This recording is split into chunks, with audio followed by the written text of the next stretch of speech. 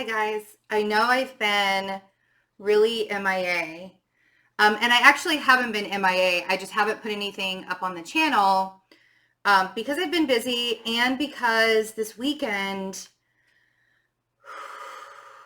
energy was, it was hard to get through, and it's kind of spilling over to today for some people. I sort of snapped out of it yesterday afternoon, but like 3/4 of yesterday, I literally was paralyzed. Like I couldn't, all I just wanted to do was lay around. Every time I would try to get motivated to do something, I was forced back into just taking care of myself. So that's what I did. I didn't push it, and I'm glad that I didn't push it. So I'm playing catch up today. So for those of you that are waiting for your 1-question readings, I have like 5 left to do, maybe 4 left to do. I appreciate your patience with that. And I did email everybody yesterday. So if you're waiting for your reading and you didn't get an email from me, this is I'll be doing them today. I'm also going to get back on the general readings. So yeah. Mercury retrograde is very interesting because it's not actually, I don't feel like it's actually Mercury, maybe a little bit, but I don't feel like it's actually Mercury that makes us feel like this. I feel like it's Mercury's relationship with other planets, with other relationships that planets are having with each other during this Mercury retrograde time. All of this is about reassessing and redoing and allowing ourselves to bring up, like Venus is trying Chiron right now. Venus trining Chiron, and it was exact. Yes, it was at its exact yesterday, and it's still heavy today. You are being forced to go to the very depths of your woundings when it comes to relationships, when it comes to finances, and where you're really seeing yourself playing the part in that. And it's all for a good cause. It's super uncomfortable, you guys. And I know that it's uncomfortable, but when you take that discomfort and you allow yourself to sit in it and you acknowledge that it exists, instead of running away or instead of trying to go in a different direction or instead of feeling like you're constantly losing that battle or losing that fight, or, allow yourself to really sit in it and take stock. Ask yourself, what is it right now that my soul feels so burdened with that I need to release? And then let it happen. Whether that means you're screaming at the top of your lungs, you're crying your eyes out. Like yesterday, I had a good 20-minute cry fest. It was totally needed. And I had a crick in my neck for the last 3 days. And after I cried for 20 minutes and then I was done with it, this was gone. It's still a little bit sore, but legit, I woke up yesterday and I couldn't even move my neck. Like I couldn't even turn my neck. And then I cried for 20 minutes and I went on my 2-mile walk and I was healed. It was miraculous. And it's because sometimes we don't realize that when we're holding on to stress or because I didn't even realize I was stressed. I didn't even realize that I was holding on to responsibilities for other people. I didn't realize that I wasn't being honest with my own self until that transit happened. And that's the beauty of astrology, folks. You allow the transit to work for you instead of complaining about it and making it work against you. You see how just reprogramming your mind, because the Venus trine Chiron and me saying this is going to make you look at your deep wounds and allow them to come up to heal would make a pessimistic person or a person that's not trying to heal themselves and just wants to wallow in their self-pity go, oh, fantastic. Like I almost cursed there. Fantastic. Like, great universe. Thanks for treating me like crap today. And thanks for not working with me. Thanks for working against me all the time. I'm so unlucky. Right? A bigger man, somebody who wants to heal, somebody who's trying to heal, is going to look at this energy and do exactly what I did and make it and transmute it into something beautiful. because sometimes when we don't even realize that we're holding ourselves back, or we're really stressed out, or we're taking on other people's responsibilities, sometimes when we don't even realize it, and that's what brings the frustrations up and the discomfort and all of that. It's like, oh my God, I mean, I wasn't even being honest with myself. How can I be honest with other people? The other aspect I want to talk about that's happening, we still have this Saturn sextile Neptune, which is beautiful. And it's really, this is that creative, really thin veil jump that everybody needs right now. It's like when the going gets tough, go to the Saturn sextile Neptune transit. We're also going to have Mars sextiling Jupiter here later on in the week, or around the full moon. But this, the big one that's happening tomorrow is Mars squaring Pluto. And this can be an opportunity for you to get really, really motivated to change things in your life, and really, really motivated to be like, you know what? I'm just going to get out there and I'm going to put my all into it. And yes. And that's kind of what I feel like is happening to me today, because we're leading up to this energy, and it's going to be around for a few days it's going to be around for a minute. But it's also during this time of the Venus trine Chiron, and Mars squaring Pluto is very, if it comes out in a negative, toxic way, it's angry. This is one of those aspects or those relationships where I'm going to tell everybody to be very careful while you're driving this week, and not just today and not just tomorrow. Tomorrow's the exact square that's happening. But not just today or tomorrow, it's literally like all week. Like, I want you to check your temper at the door. I want you to check your ego at the door. I don't want you to put yourself into situations where you could possibly get hurt. People are just going to be angry, man. And their wounds are going to be showing. It's like there's going to be projection all over the place, okay? Bring yourself back into your own space when that kind of happens. Don't allow other people to ruin your energetic essence, if you will. The other thing is, I do have a couple of black tourmaline and tiger's eye pendants left on my website. That's really good for protection too. So, and if you order it this week, you'll get it this week. It'll be towards the end of the week, but you'll still get it. So there you go. What else? Okay.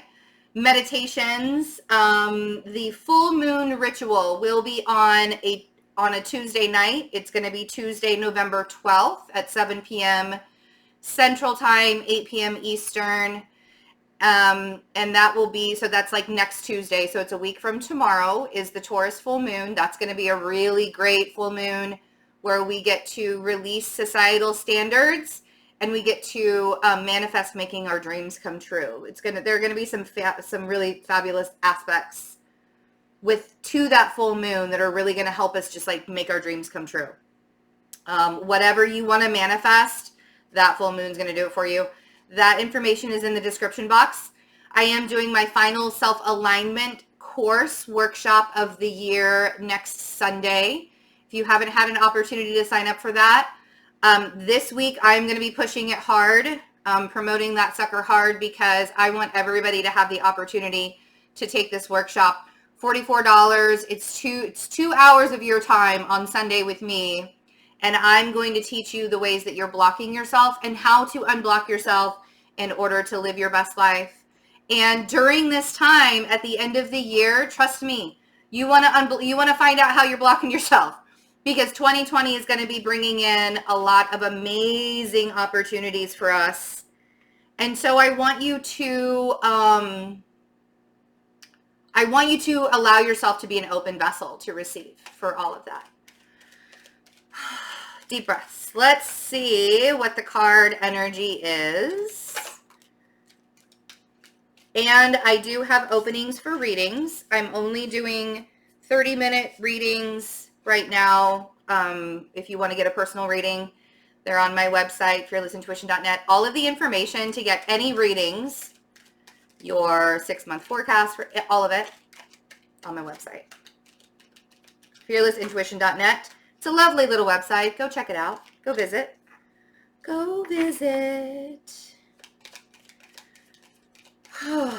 New adventures, new beginnings. I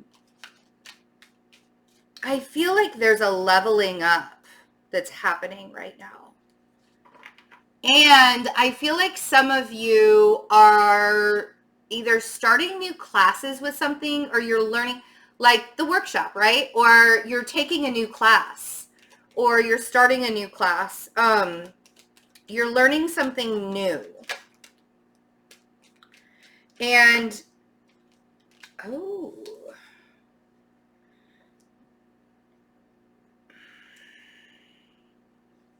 it could be in a spiritual pursuit, but it feels very, there's so much fire energy here. I'm loving this fire energy.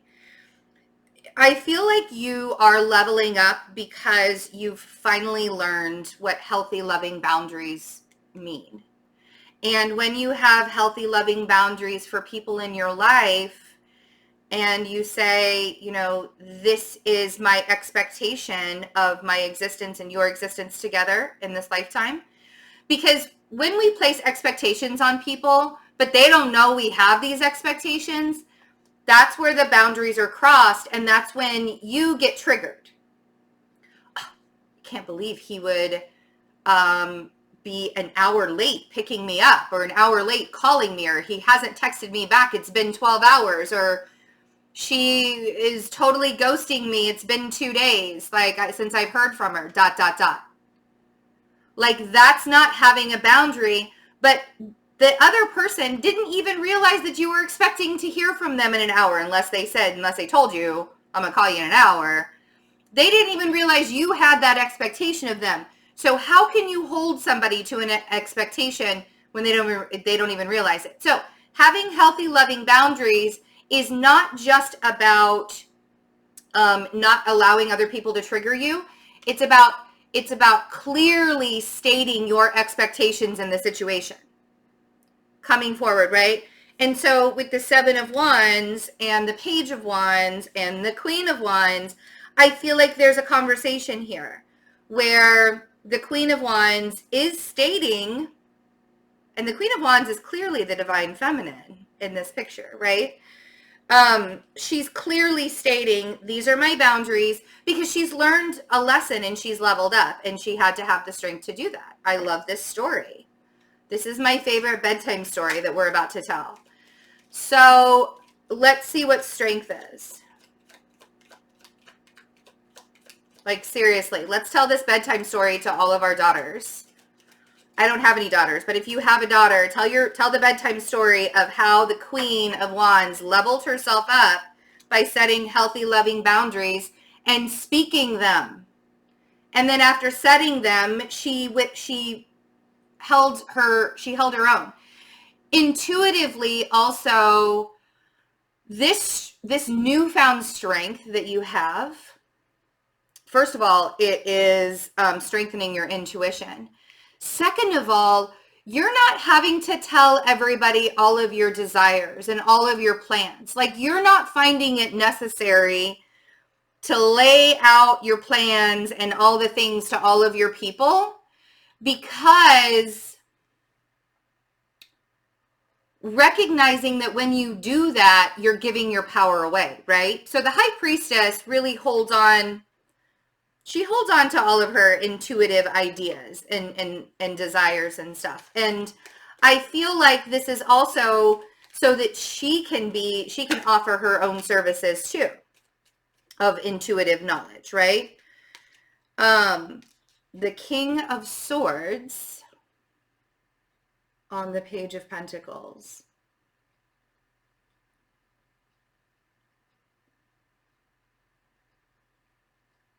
This is interesting because the King of Swords can sometimes be like authoritative figures. It can be the authority in life, the people that we have to listen to, the rules of society that we have to follow. And with the Hierophant right next to it, that could very well be this. It could be that you are, because the Page of Pentacles is somebody who's very humbled. It's the student. They're just learning new things, right? it's somebody that doesn't have much but is eager to learn and is willing to learn. You see? And so I sort of feel like with this leveling up that's happening, the things that we were once, like we once had to subscribe to this belief system that we had to be a certain way or act a certain way or be grounded in a certain capacity or a certain way in order to be successful or to be seen. And I feel like that's changing. And I feel like we've sort of humbled ourselves to the idea that we're not going to be able to live by societal standards anymore. But what are our new standards, right? I feel like some of us are in limbo right now. Like I don't want to be guided through societal standards, but at the same time, I also don't want to be faced with having to make the decision on, if these aren't my standards, then what are my standards? This could also be that if you have a King of Swords type person in your life, somebody who, the strong silent type is what I like to call the King of Swords. He is very narrow-minded, not narrow-minded, he's just tunnel visioned. Like he has an idea of the way he wants things to go, and that's the way he wants them to go.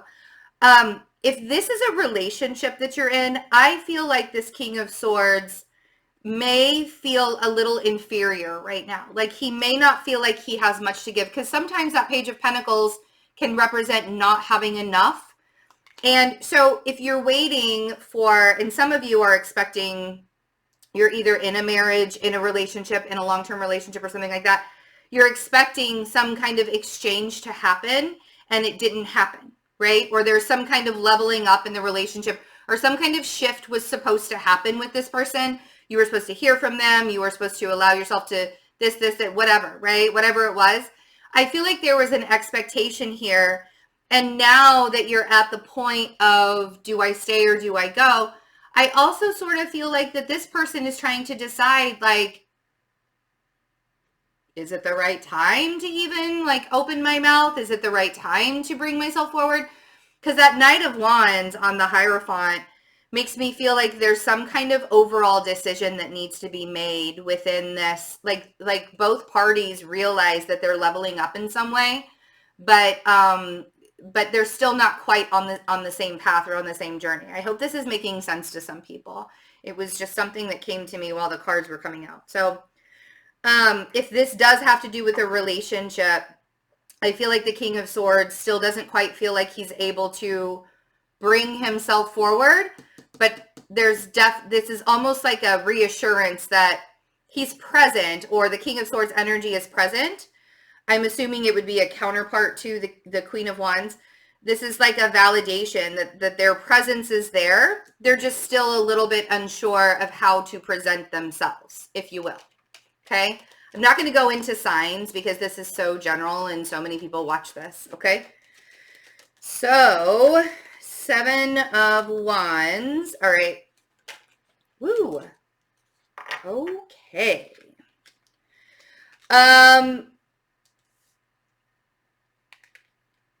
So the 10 of Pentacles on the 7 of Wands is perfect, because I feel like these loving, healthy boundaries that you have created, or that the Queen of Wands is creating, or even the King of Swords is creating, and now we have a Queen of Pentacles, like we're all creating these healthy, loving boundaries, and that is giving us our abundance, because abundance isn't just about material stuff. Like, yes, it's fine to be spiritual and abundant and have material items. There's nothing wrong with that. I'm not gonna say there's anything wrong with that, because there's 100% not, right? If that's how you feel comfortable. But that's the thing, is you have to be right within yourself before that 10 of Pentacles shows up in the abundant way, because you need to be abundant inside before you're abundant on the outside, because anything from the outside is going to be temporary. You need to know that even if you lost everything on the outside, that you can still live in a 10 of Pentacles state of mind. I am abundant no matter where I am, right? Which is one of the things that we teach in the self-alignment. Of course. And then we have the Queen of Pentacles on the Page of Wands.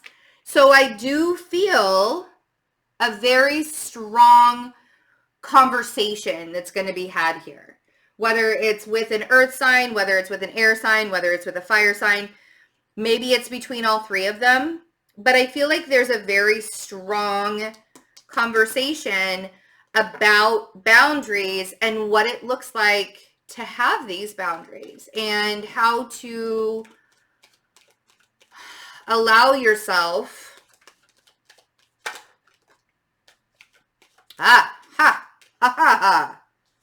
see, how to allow yourself to find your own happiness without anybody else really being involved in that, right?